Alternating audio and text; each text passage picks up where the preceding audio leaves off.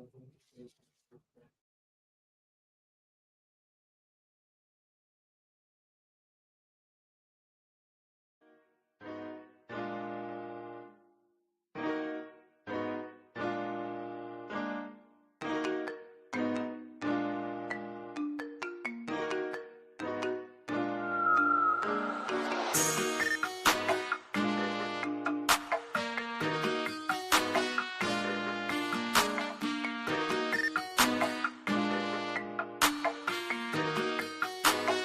on the tracks, boys.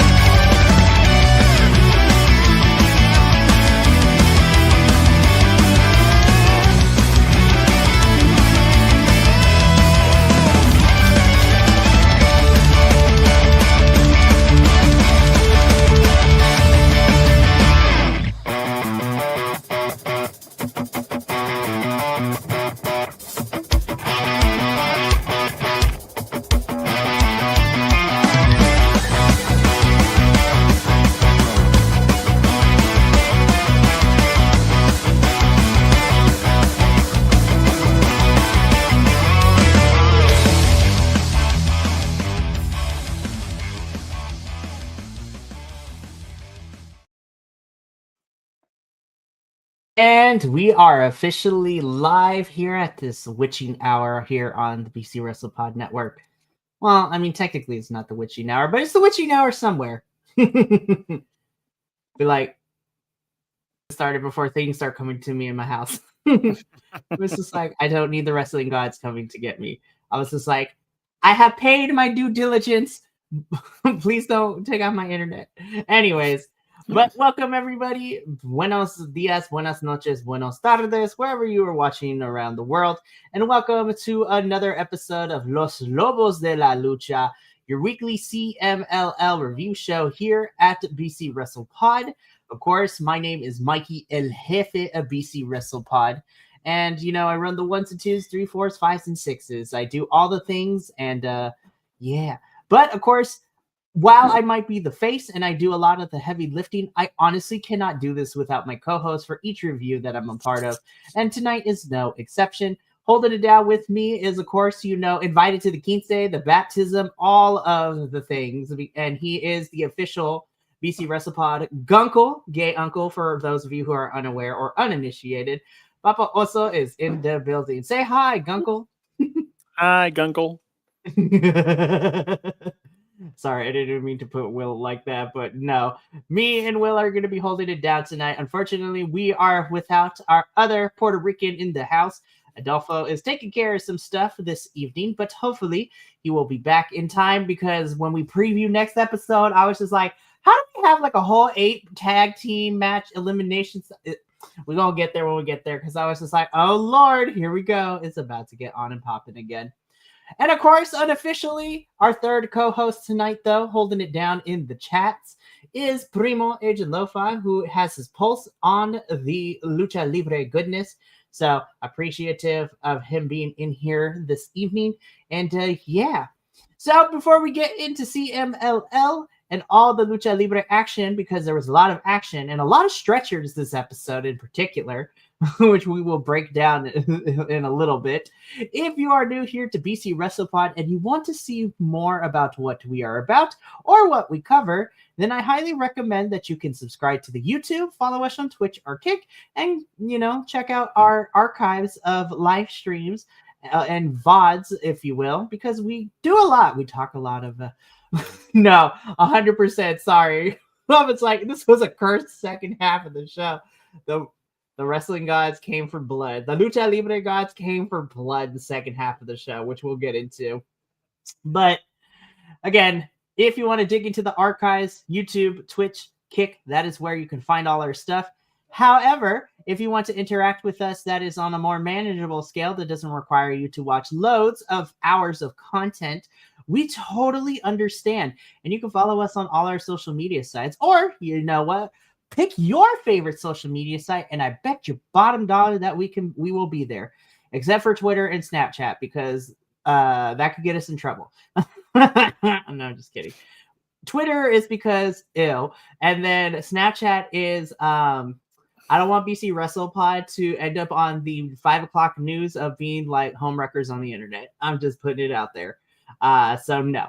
But we are everywhere else at BC WrestlePod. And on the social media sites, you can find our report cards for the weekly shows and the pay-per-views, as well as predictions. As you know, we were just talking earlier tonight that if you check out our most recent predictions for NXT Deadline, you will find that NXT decided, hey, we love that you're doing predictions. None of them are about to come true, but we're going to try.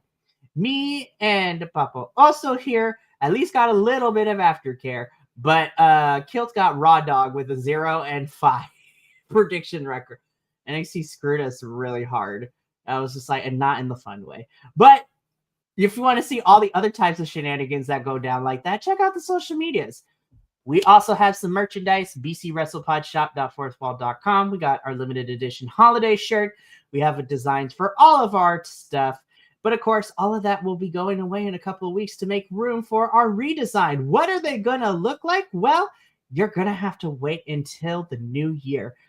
January 1st, 2026, all of our new merchandise will be launching as we enter our new era here at BC WrestlePod. Same faces, same chaotic energy, same chaos gremlins on a weekly basis, but more refined. And we're kind of, here's a hint, we're going to be throwing it back.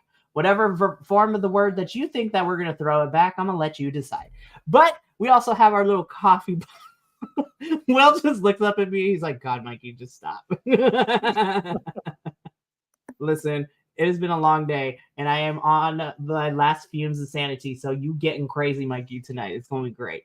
But, of course, we do have our little coffee bot as he will be popping in ever so often throughout this, review, post-show breakdown, whatever you want to call it. And if you feel inclined to donate to the cause, then you can, but no pressure. You know that times and financial things and the economy is rough out here. So please, only if you want to, you can, but no pressure. Just be here for the chaotic ride. Now that I've done all the business stuff, let's get into it because we got a lot to talk about. I'm just going to leave this up here for the whole time. Not just kidding. But honestly, we're going to keep bringing this up, Primo. I was just like, because Lord help us. Yeah, it was crazy. But let's get into the first half, which, you know what, started off pretty okay. So we kick things off this week with, of course, a Relampago match. I was like, I'm sensing a pattern. Because we got one last week. We got a Relampago match last week to kick us off. We're getting another one.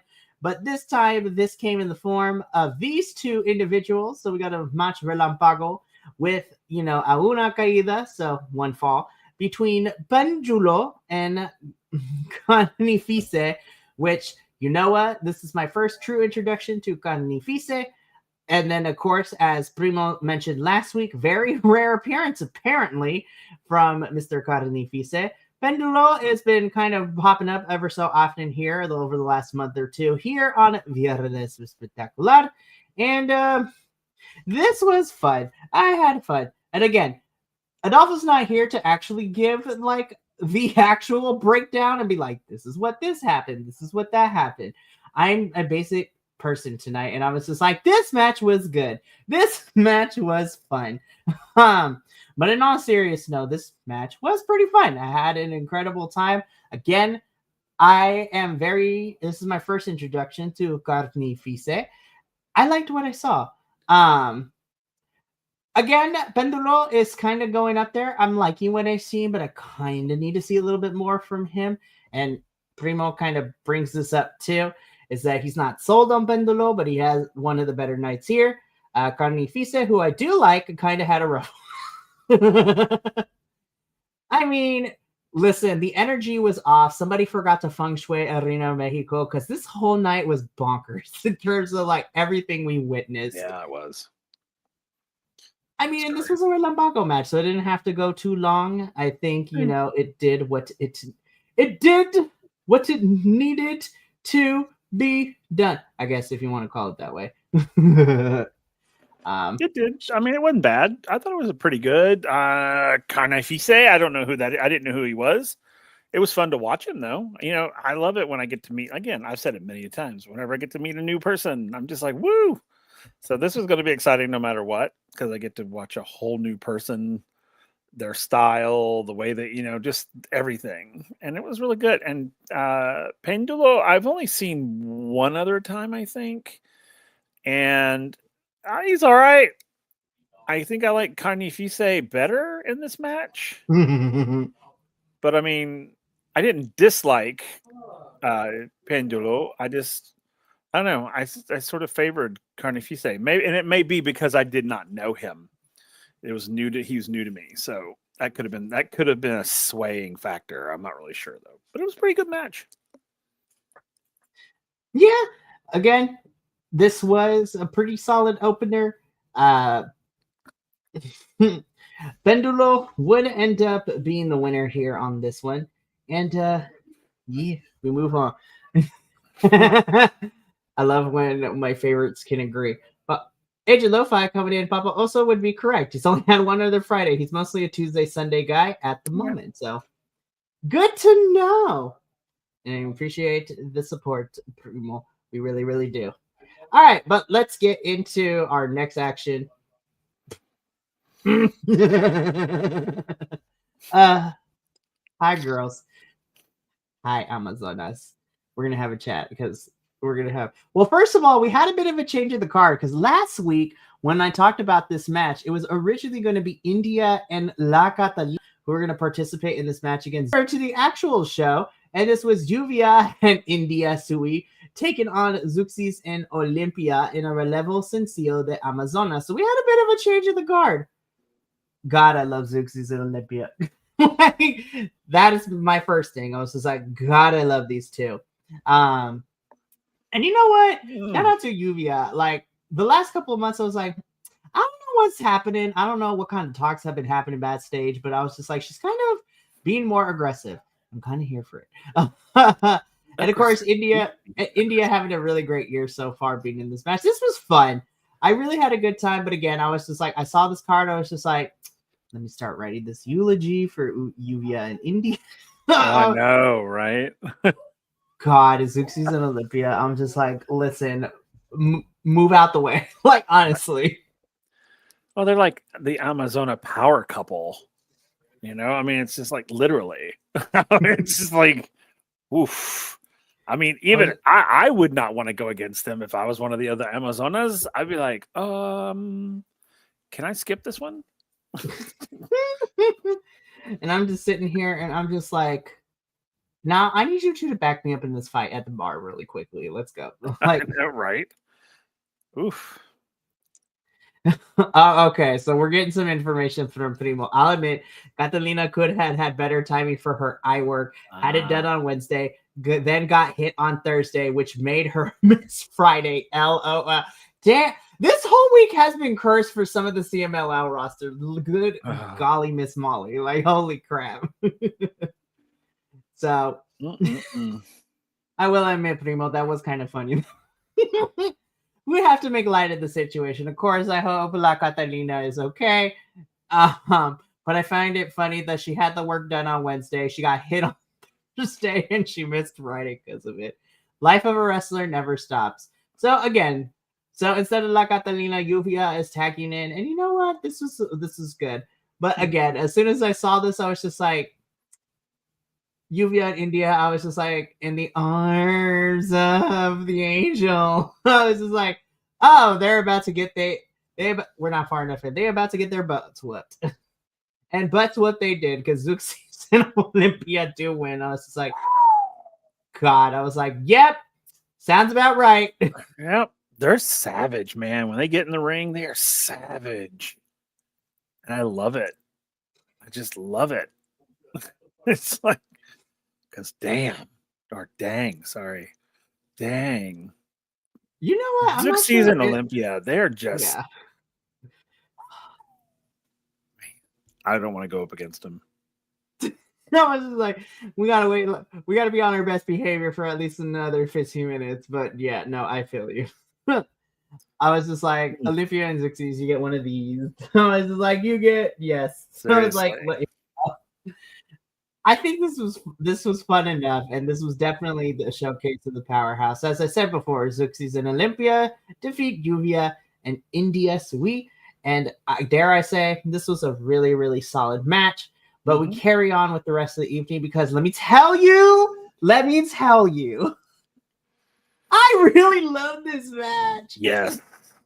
God, listen, I am on the Utani agenda. That has been my agenda this whole entire year.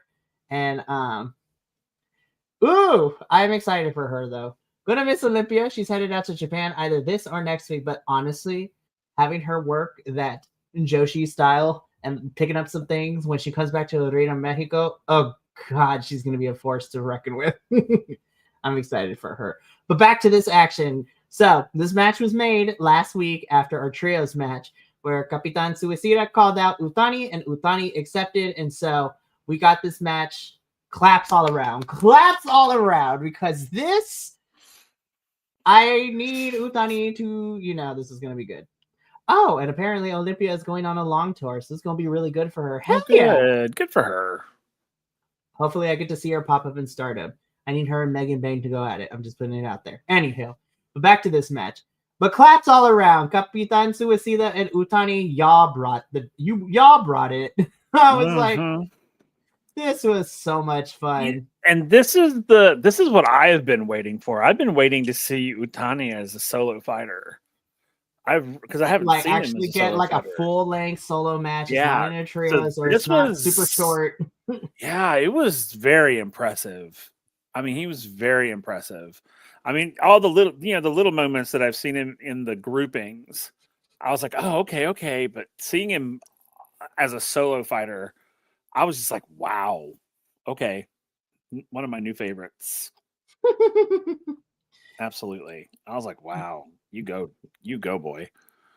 Like, seriously. And again, we've had Primo is absolutely right though. They had a little misstep right after the hot start that kind of killed the crowd, but they got him back by the end.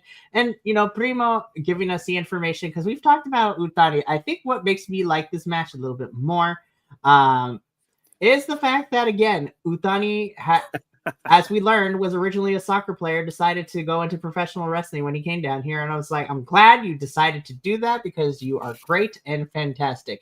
And I also agree with the statement from Primo. Probably the best match of the night that didn't end with a fart. I have to agree.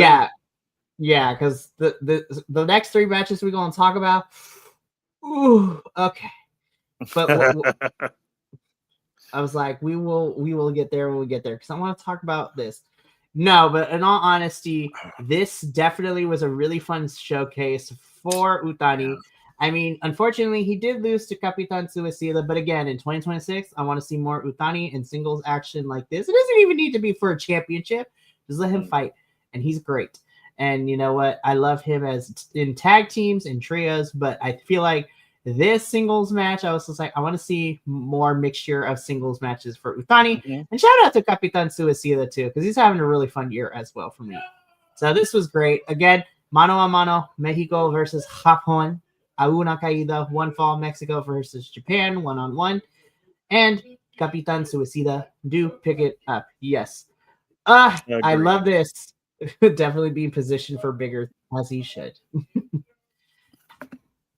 I just want to stay on here because no. All right. So Yeah, we hold have up. to move on.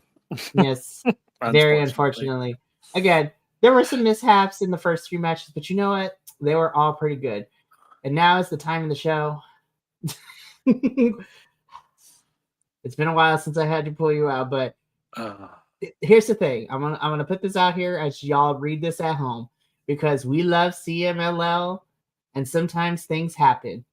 But when really nasty spills happen, it definitely takes us out of the moment. So we are going to be sharing our opinion. Yeah. We do love the talent, but we got to call out some of the stuff, even if it was really not fun to look at. So that is your warning for the evening. So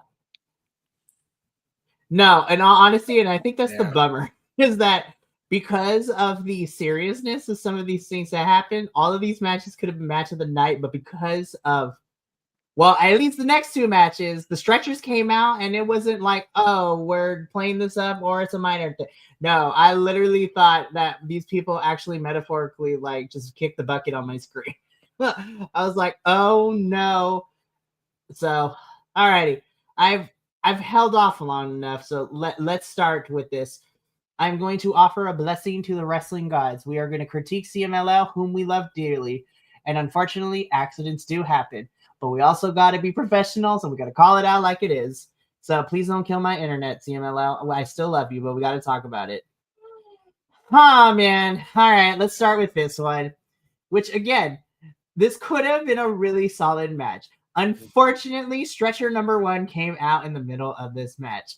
So we had Dragon Rojo Jr., Dragon Legendario, and Dragon de Fuego taking on the team of Magnus, Guerrero Maya Jr., and El Cobarde. And I was just like, okay, you know what? Looking forward to it. A lot of these folks are great. It's been a hot minute since we've seen the Dragon family. Really excited to see. Mm-hmm. And then Dragon Down. That, oh my goodness. Okay, this one was bad. And I did have to pause because I was just like, yeah, we're going to hold off onto that because all Clutch My Pearls is next. But Dragon Down. And I was just like, oh, it's really hard when it becomes a 2-on-3 because now you have, well, one, the other team has to make it work, you know, now that they have full numbers. But yeah, this was tough, especially once Dragon, when we got one Dragon down, then it became a 2-on-3 and the two this was rough afterwards because they had to try to make a 2-on-3 work. Meanwhile, Primo, fun note for me at least is that seeing Guerrero Maya Jr. more on commentary always throws a Black Terry shout out. I love Guerrero Maya Jr. on commentary; he's great. But this was a rough go. Once we lost once we lost a dragon, it was rough go from here. It was rough sailing for everyone involved. Really tough because I was like, oh man, it was a bummer for sure. I think it was very hard for them to. I felt that it was that they were struggling to get back on track. You know, which makes complete sense. You know, that you literally just stretchered out one of your. Yeah, even for the other team, I mean, it was like, oh crap. Yeah. Okay, that's cool. So at least we kind of know the background of it. But yeah, it was. When it happened, I was taken out of it. I was just like, oh my god. All I could think of. That's all I could think of the whole rest of the match, and I can only imagine what they were thinking. It was a rough go because so let's talk about the spot really quick. So it was Rojo and Magnus supposed to, you know, outside going up to it. Primo kind of pointing this out. Magnus was talking to the crowd, and it seems that either he wasn't in place in time or he expected Rojo to be launched farther, which I feel like either of those things could be true. And I have also not heard an update on him. The other two we know, so which is very fair. We're going to talk about Neon. We're going to talk about Neon. That's a bummer too. Rojo does have a pretty lengthy injury list. Darn it! I was like, again, the Arena Mexico gods decide to give it and they take it away. Because we got our Novio Soberano coming back, after a lengthy injury, and now we're losing people left and right, and it was rough. But yeah, at once Rojo went down, it was really rough sailings to get everyone back on track. I mean, the Dragons do pick up the victory here, but damn, this was a rough one to get through after Dragon Rojo Jr. went down. This was tough. It was. Oof. So this one was tough. Like, I was like, oh, okay. This one was tough. But on the bright side, though, Dragon Legendario was extremely fun to watch in this match. Not gonna lie. Yeah, I agree. I mean, there was some great, some great moments after the fact, but they were struggling to get it back. I mean, you could just feel the energy in the room was just different.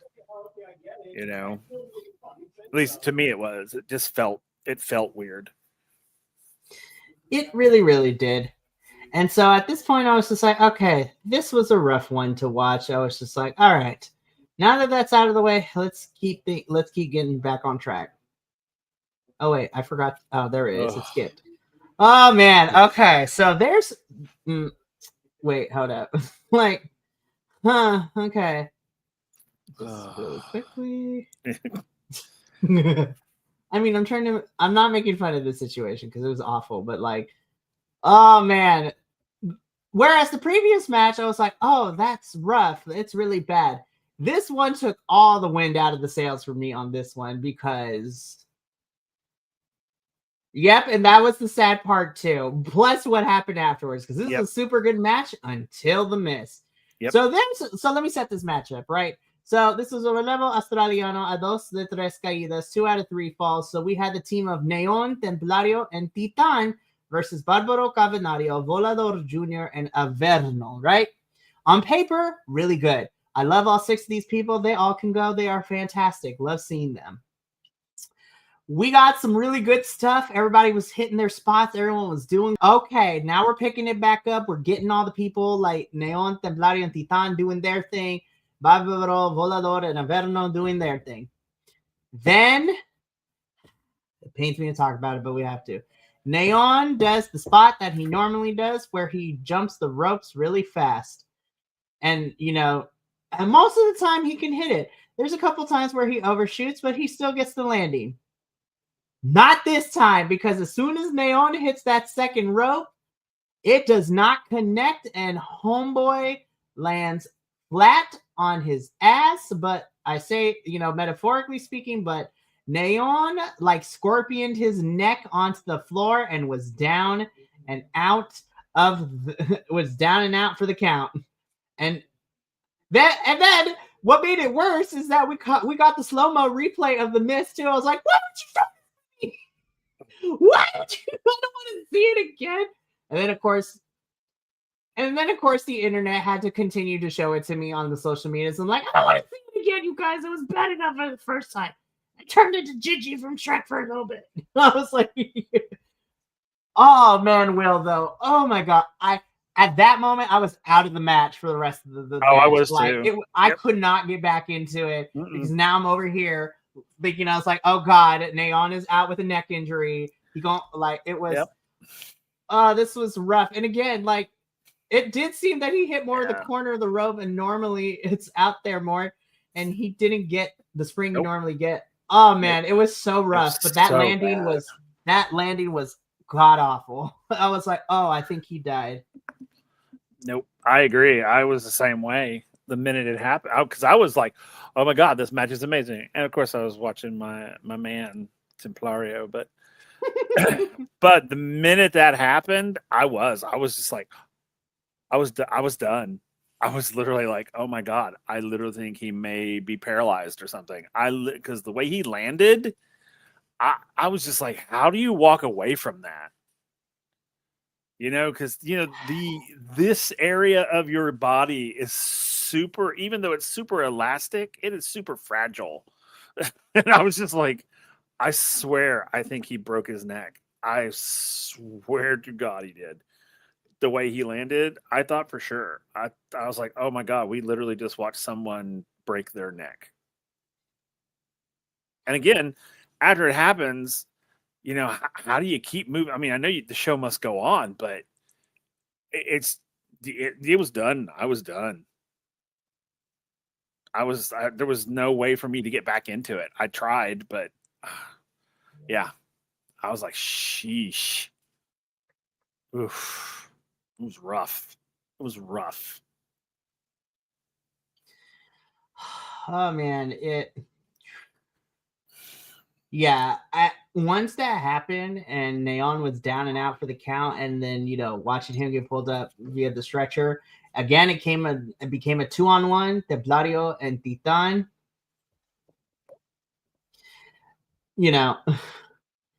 Titan and Templario kept going with it. It became a 2-on-3 situation. But again, I could not tell you what happened afterwards because I was only half paying attention because I'm like thinking about, oh God, I wonder how bad it is for Neon. Of course, we would get information from CMLL thanks to, the letterhead of Informa and CMLL that Neon would be out of action for Sunday, Tuesday, and for this upcoming Friday for Viernes Espectacular. And according to Primo, getting the information that Neon's doctor told him to chill for 2 to 3 weeks. But as a luchador, he wants to be back sooner than later, namely for the AEW night, which is happening on the 19th. And he's replaced in the Grand Alternativa, but they haven't made a match yet, so he may still make that. Which is the sucky part, because, last week we talked about it, that in Dream Matches, which is happening on Friday the 19th, it was announced we were going to get Neon versus Kevin Knight from AEW. So who knows? They haven't named the replacement for Kevin Knight yet, so he still make that. But man, what speedy recovery to Neon. Thank God it doesn't seem like he's going to be out for a lot longer than 2 to 3 weeks. But man, that was a scary bump. That really was. And it took me out of this match. And I know people are like, why? I was like, the match still goes on. I was like, yes, but it goes beyond just watching the spectacle because I care about these performers. This is their livelihood. This is how they get paid, y'all. So if you ain't working, how you getting paid? And plus, this, especially in Lucha Libre, this is their love. This is their passion. And who wants their love and passion to be taken away from them, even that went out on injury? Templario, Titan, and Neon do win this match after everything is said and done, but man, this was rough in terms of I was so out of it after that. Yep, me too. Yeah. I mean, I didn't even realize. The funny thing is, I didn't even realize that they won. I was completely out of it. I was out of it, and then I blinked, and then the main event happened. I was like, oh, okay. So I guess I got to continue this. So, yeah. But for the rest of the holiday season, Informas will be on Tuesdays, which is good to know because then we can get this information and have it presentable for Wednesday, which, is kind of crazy because next week is our final live show of 2025. Go on break for 2 whole weeks. So, yeah, sorry, Primo, you won't get to see us during the holiday season, but we're coming back stronger than ever in the new year. And at least we will be here for the cage match, though. So that will be technically our first review in 2026 where we talk about the cage match. So that should be fun, though.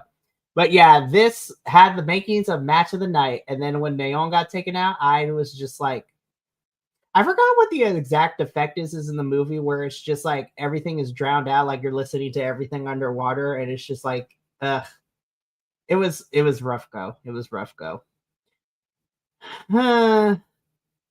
So This sucks, and it's not fair to our main event because it still took me a hot minute to get through it. And I actually had to pause and step away for a couple minutes to get myself together because I was like, I want to give this match my full attention. And then we still had things going out because our lovable zombie also got. I was like, what's happening with the show tonight? Oh my God. I was just like, it went from a 2-on-2 to a 2-on-1. And I'm just sitting here. I'm like, gosh darn it. I was just like, just because Soberano Jr. came back wrestling gods doesn't mean you can start taking out everybody else left and right. Oh man. Yeah. I was just like, this was a rough go because I was just like, Defunto was taken out, Mascara Dorada I thought died. I was just like, Lord help us. Like, these boys are going through it tonight. Yeah. On the flip side, and the good side, however, at least we know Mascara is good. He said it did hurt, though. Yeah, I'm just like... I bet it did. I was like, gee, I wonder why... Kidding. I was like, if it didn't hurt, then I would actually have to say you are lucky or you are a freak of nature. Like, but oh my gosh. Boys, like, I love y'all, but this second half of the card was rough. So let me at least set this up and we will talk about it. We'll get into the comment primo in a little bit. So this is Orlevo Sencillo, 2-3 caídas, 2 out of 3 falls. Místico Máscara Dorado versus the Novio Soberano Jr. Him and his outfits have always been, they are a key. And our lovable zombie Defunto. Yeah. But let me bring this up because this had me laughing. Honestly, if Místico didn't have to cut a promo, he'd probably be on the stretcher. For reals. I was like, nobody give Místico the mic. I'm just kidding. No, but I was just like, oh my gosh. I was like, this second half of the card was just, oh man, it was a rough go. But after all the chaos, after all the scary stuff, after, oh God, I think someone died again on my screen, it would be Soberano Jr. and Defunto who do pick up the victory here. And then we get a little bit of a promo afterwards, which, Soberano starts off. He calls out Místico. He's been out. The crowd loves the novio. And I mean, we do too, because I'm like, he's hot and he has good fashion sense. But I do love his wrestling style too, which I have missed sorely in 2025. And then Místico cuts the promo and fires back. And this is ultimately leading these two to have a match for the CMLL Middleweight Championship this upcoming Friday. So I was just like, oh man, here we go. I thought we were going to wait until have this clash happen, but nope. And honestly, I think we talked about this. I feel like this was the collision course we were heading before Soberano Jr. got hurt anyways at the beginning of the year.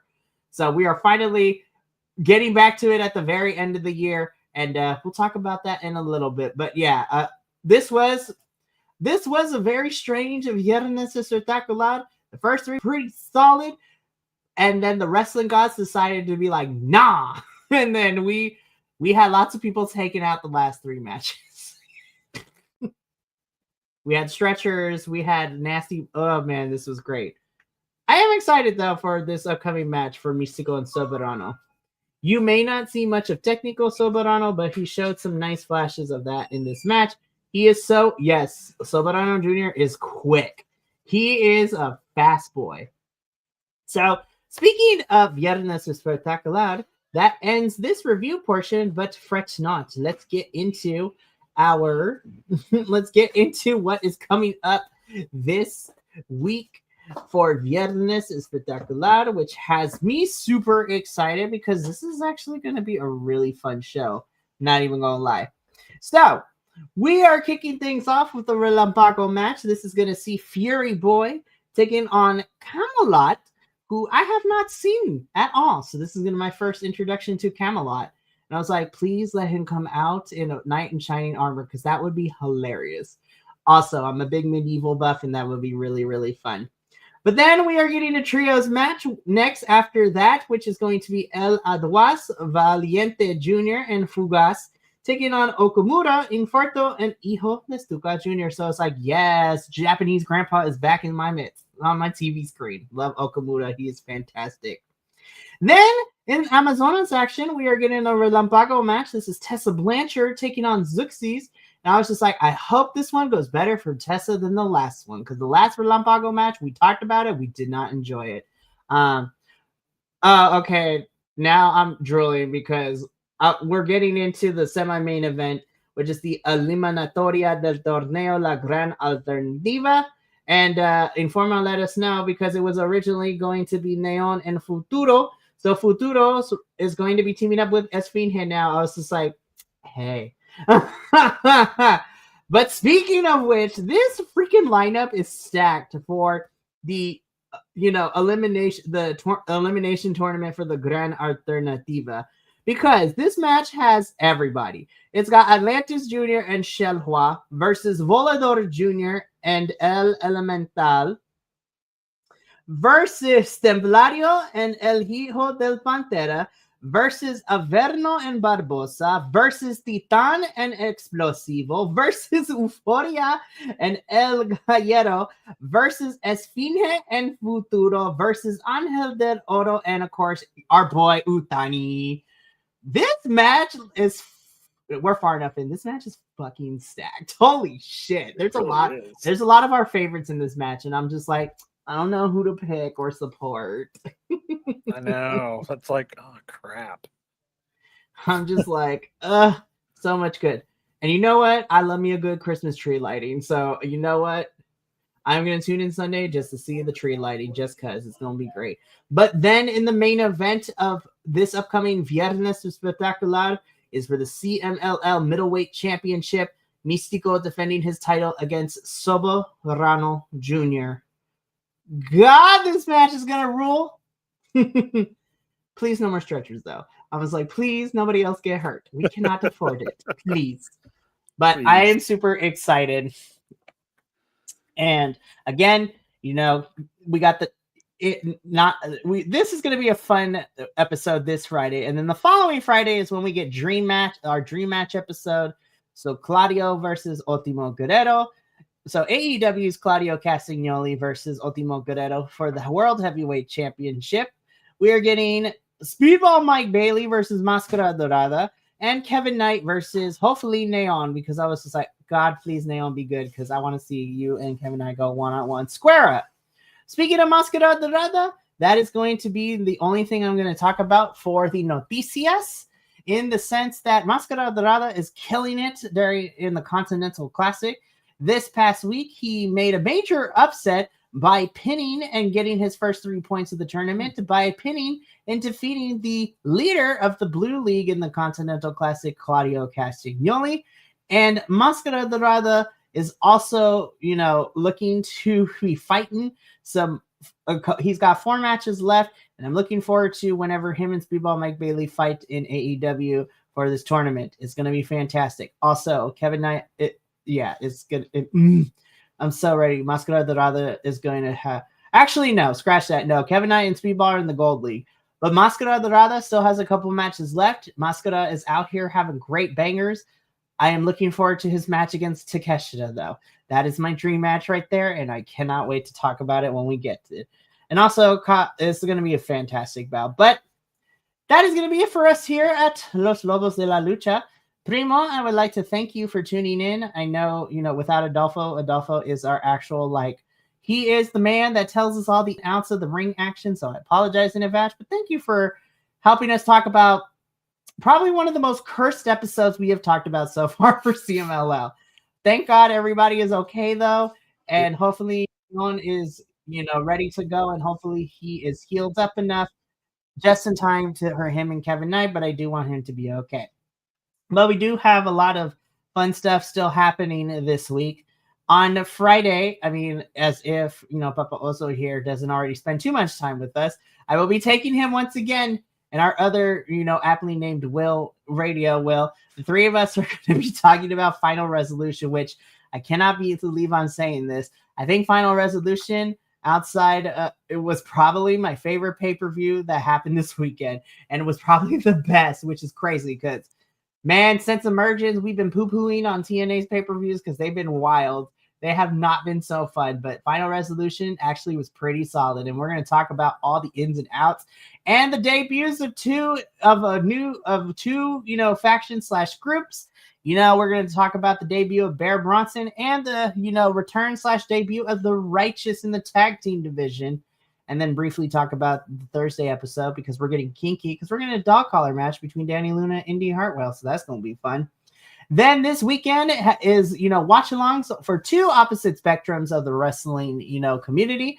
On Saturday, Kilt and I will be here to be doing a live watch-along for Saturday night's main event, in which we will be seeing John Cena's final, match, his retirement match. So will we cry? I don't know. I probably won't. But I know one of our co-hosts, Minnie, is going to be crying his little eyes out, and he has to wait until the following day to watch it.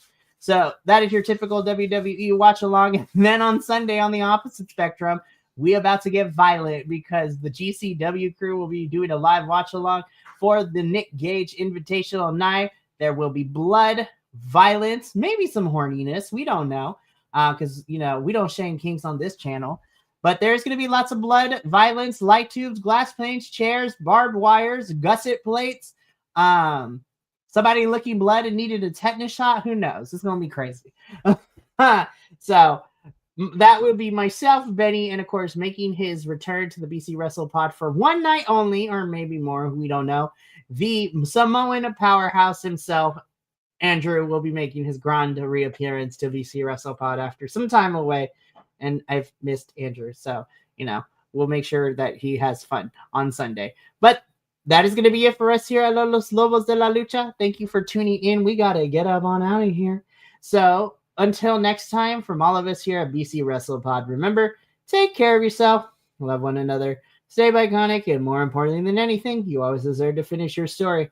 We will see you Friday for our TNA Final Resolution review. But until then, sayonara, adios, and until next time, peace.